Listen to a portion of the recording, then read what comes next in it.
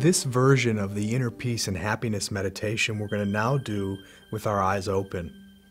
And the reason why we're going to do this meditation with our eyes open is because this approach helps us to bring the peace and the happiness and the presence that meditation helps us to cultivate into our lives. It's because it's one thing to be able to close our eyes and to go into meditation and to find peace and to find happiness inside of ourselves, but it's another thing to maintain that state of consciousness in our lives. You know, whether we're going to the grocery store or we're with our friends or our family or we're at work, meditating with our eyes open helps us to bring that inner peace, helps us to bring that happiness and that state of conscious presence to every area of our life. The ultimate intention of meditation is actually to bring peace into the world.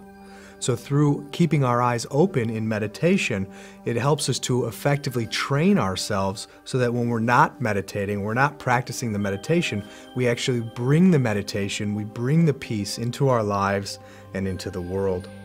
The first thing I want to address is our posture in this meditation.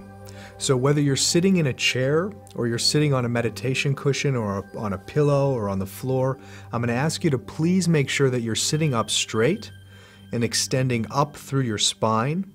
One thing that I like to say is to imagine that there's a string attached to the top of your head that's very gently pulling up, helping you to take the weight and the pressure off your vertebrae and off your spine. But once again, we want to relax all the muscles in our back so there's absolutely no tension whatsoever. The second thing I want to address is our hands. You're welcome to have your hands together like this in your lap. Another really good way to hold our hands is to have palms together.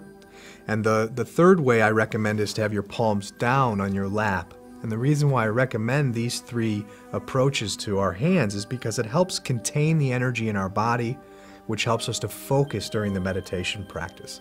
So personally, I'm going to sit like this today, and you're welcome to choose any approach that feels good for you. The next thing I want to address is our feet. If you're sitting on a chair, I recommend that you have both feet flat on the floor, please. If you're sitting on a pillow or on a meditation cushion or even on the floor, please go ahead and cross your legs. It's often called lotus position.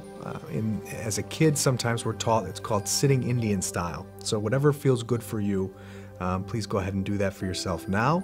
If you are sitting on the floor and your hip flexors or your groin muscles are not very loose and they're tight, and that makes your knees come up and therefore be higher than your pelvis, please go ahead and make sure you put a pillow or a cushion underneath you, because it's really important to have your pelvic area, your hips, above your knees, because that helps the energy in your body flow and it keeps you from getting uncomfortable throughout the meditation practice.